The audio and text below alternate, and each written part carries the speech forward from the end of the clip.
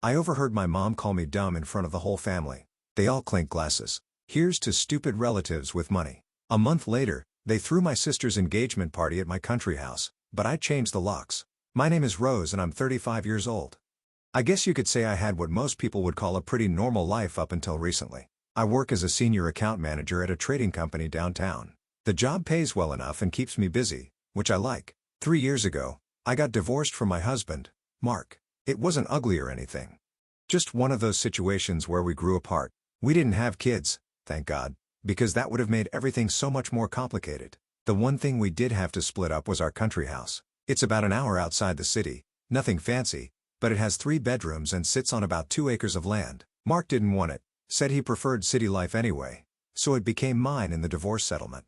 At first, I thought I'd sell the place right away. I mean, what did I need with a big house in the middle of nowhere? I was planning to use the money to buy myself a nice apartment in the city. Something modern and close to work made perfect sense to me, but then my family got involved. My parents, Janet and Robert, are both in their early 60s and still pretty active. My dad worked construction his whole life and my mom was a teacher before she retired. They've always been the type to stick their noses into everything, especially when it comes to me and my sister. Speaking of my sister, that's Emma. She's 5 years younger than me. Emma works at a boutique downtown and has been dating this guy, Trevor, for about 2 years. He seems nice enough, works in IT or something like that. Emma's always been the more social one between us two. She loves parties and gatherings and all that stuff. So anyway, when I mentioned selling the house, my whole family freaked out. "Rose, you can't sell that beautiful house," my mom said when I brought it up at Sunday dinner. "Think of all the memories we could make there." "Yeah, sis," Emma chimed in. "It could be like our family retreat spot. We could have barbecues and holiday parties there." I tried to explain that I didn't really need a country house just sitting there empty most of the time. But my mom got this look in her eyes, the same one she used to get when I was a kid, and she really wanted something. "Please, Rose," she said, reaching across the table to grab my hand. "Keep the house, for the family, for me." When my mom gives you the puppy dog eyes and says "for me," it's pretty much impossible to say no. I've always had a soft spot for my family, especially my parents. They worked hard their whole lives and never asked for much. So I agreed to keep the house. Instead of selling it, I took out a mortgage on a nice apartment in the city. Luckily, I had enough saved up for my job to make a big down payment, so my monthly payments aren't too bad. The apartment is perfect for me. 2 bedrooms, modern kitchen, close to work and shopping.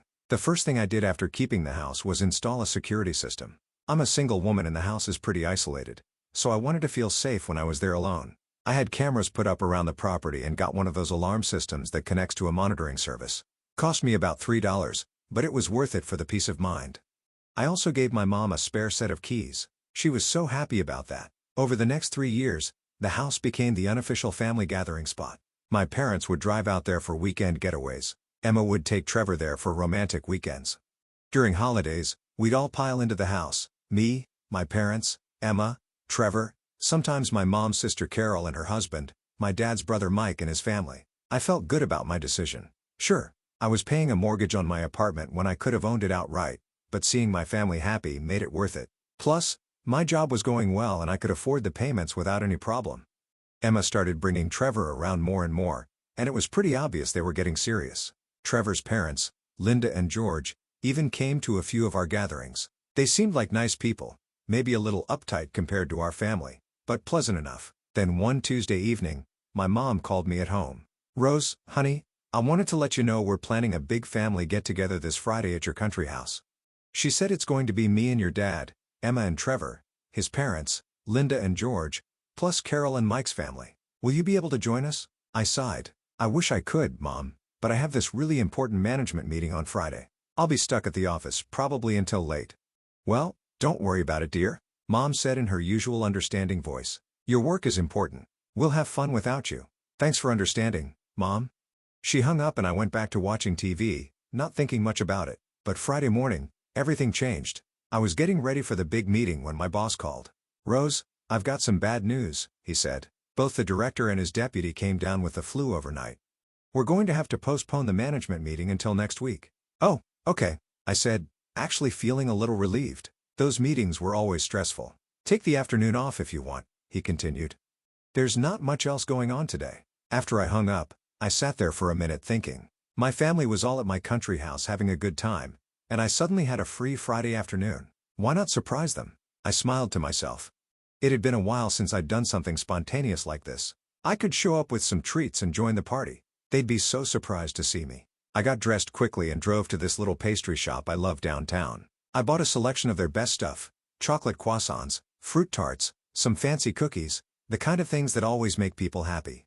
When I pulled into the driveway of my country house, I could see all the lights were on and there were several cars parked outside.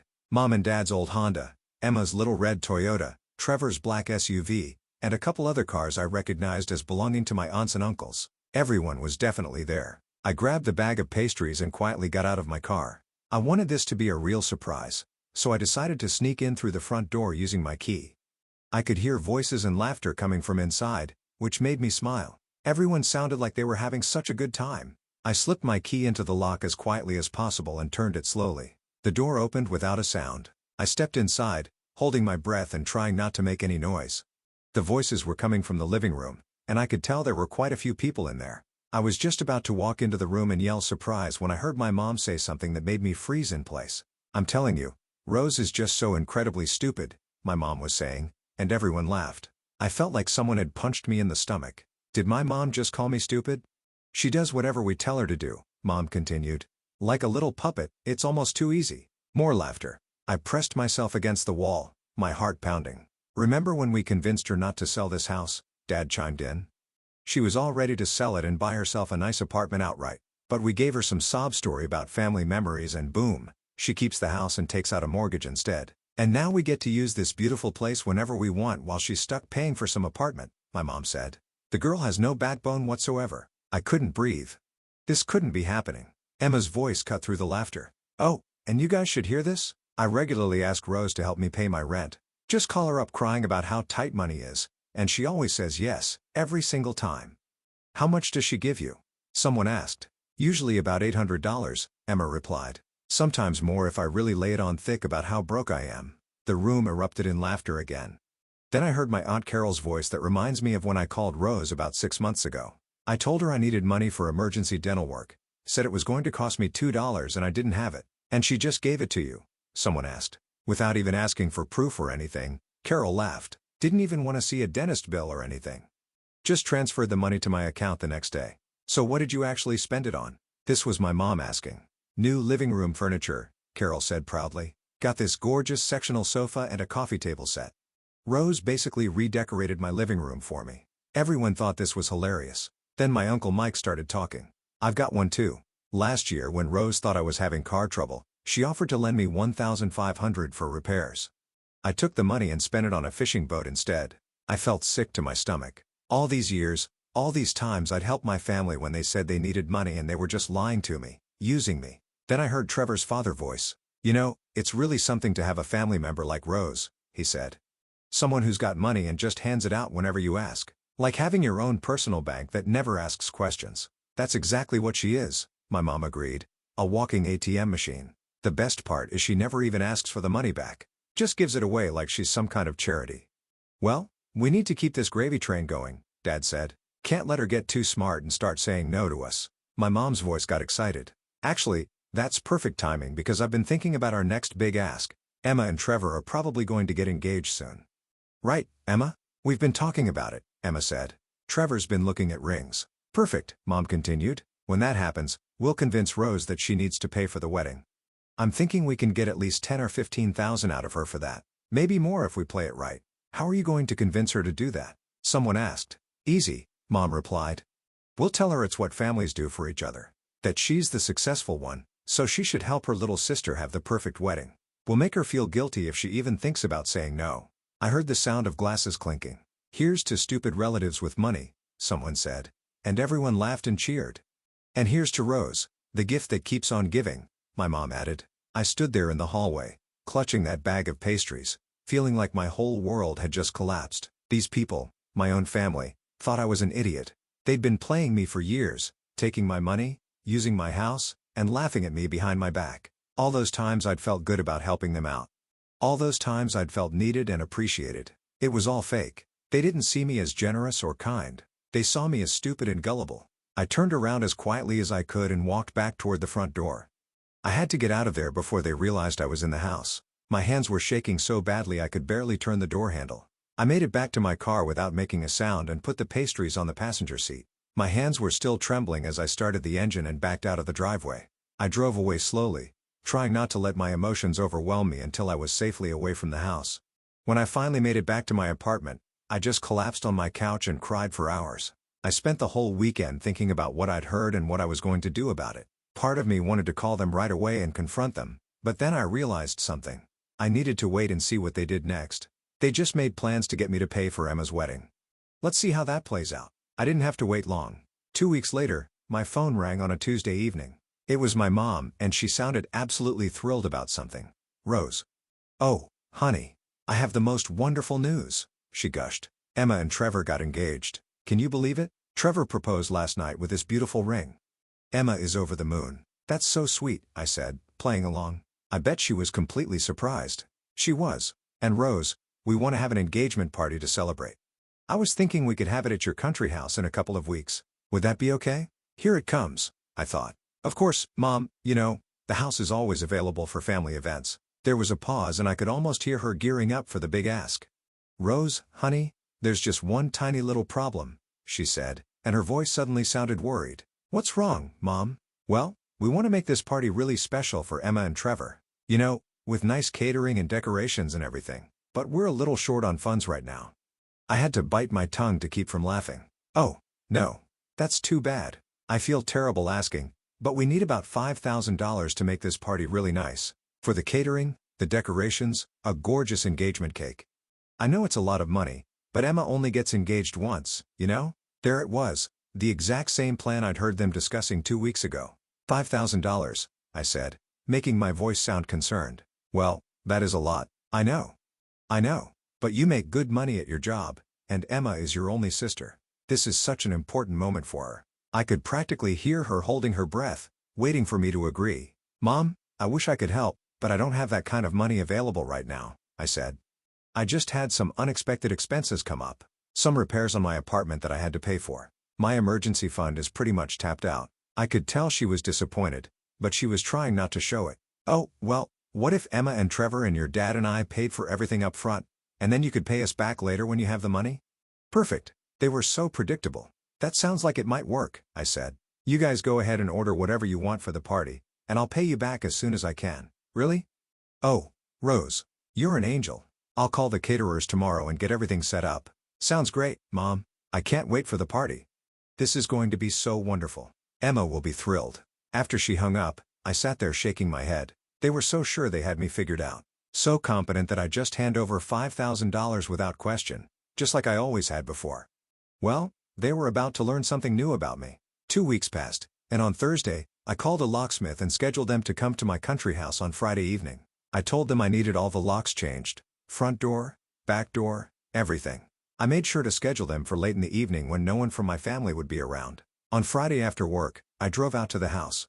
Sure enough, they'd already been there decorating for Saturday's party. The place looked beautiful, actually. They'd put up streamers and balloons, set up tables, hung lights everywhere. They'd really gone all out. I almost felt bad about what I was going to do, almost. The locksmith showed up right on time at 7 p.m. Nice guy named Frank. After he left, I walked through the house one more time, looking at all the decorations. Then I started taking everything down, every streamer, every balloon, every fancy table setting. I stuffed it all into big black garbage bags. When I was done, I dragged the bags around to the corner of the house where they'd be visible from the driveway, but out of the way. Then I drove home to wait for tomorrow's show to begin. The next morning, Saturday, I sent my mom a text message. "Hey, Mom, I'm really sorry, but I won't be able to make it to Emma's engagement party today. I'm feeling pretty sick with a cold and don't want to get everyone else sick." She texted back about an hour later. "That's fine, Rose. Feel better." That was it. No. Oh, no. "Are you okay? Or do you need anything? Or I hope you feel better soon."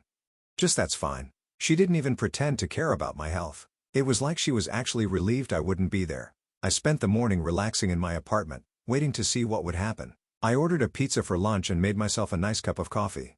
Then I settled in to watch some TV. Around 2 o'clock, my phone started ringing. It was my mom. I looked at it and smiled, then let it go to voicemail. A few minutes later, my dad called. I didn't answer that one either. Then Emma called. Nope. Then my mom again. Still not answering.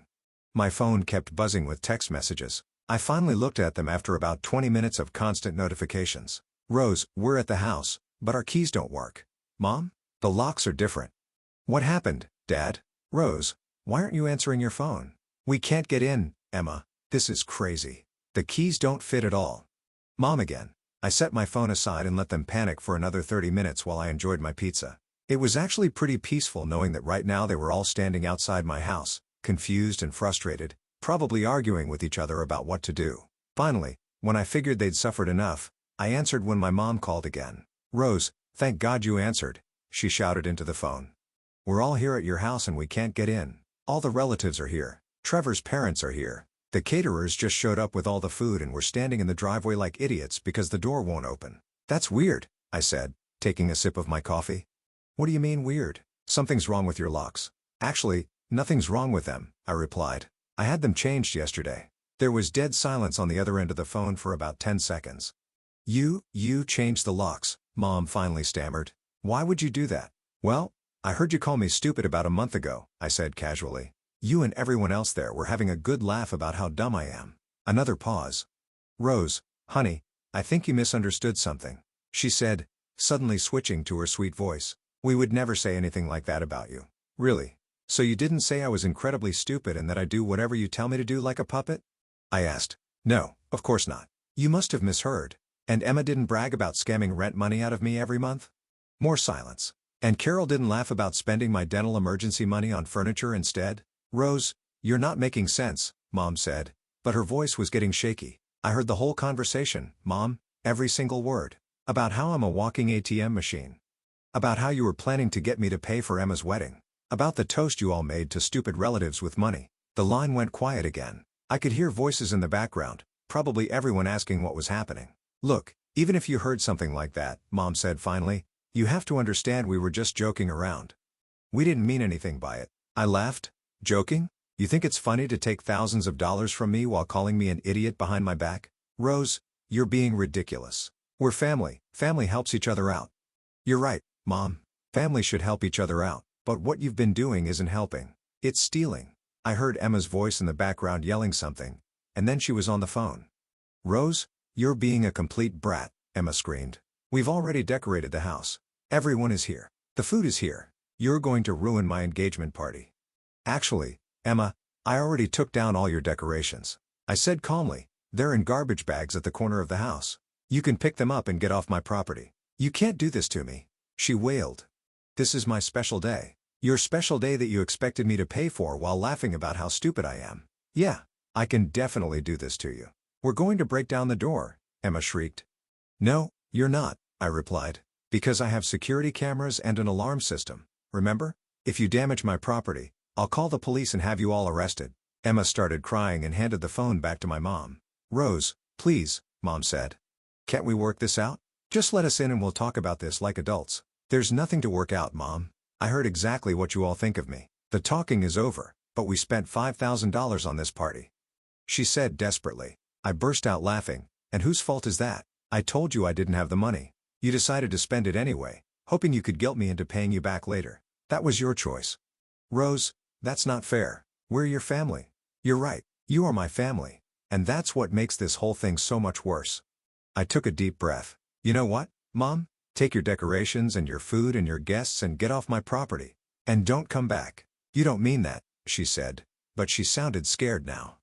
I absolutely mean it. I'm done being your personal ATM.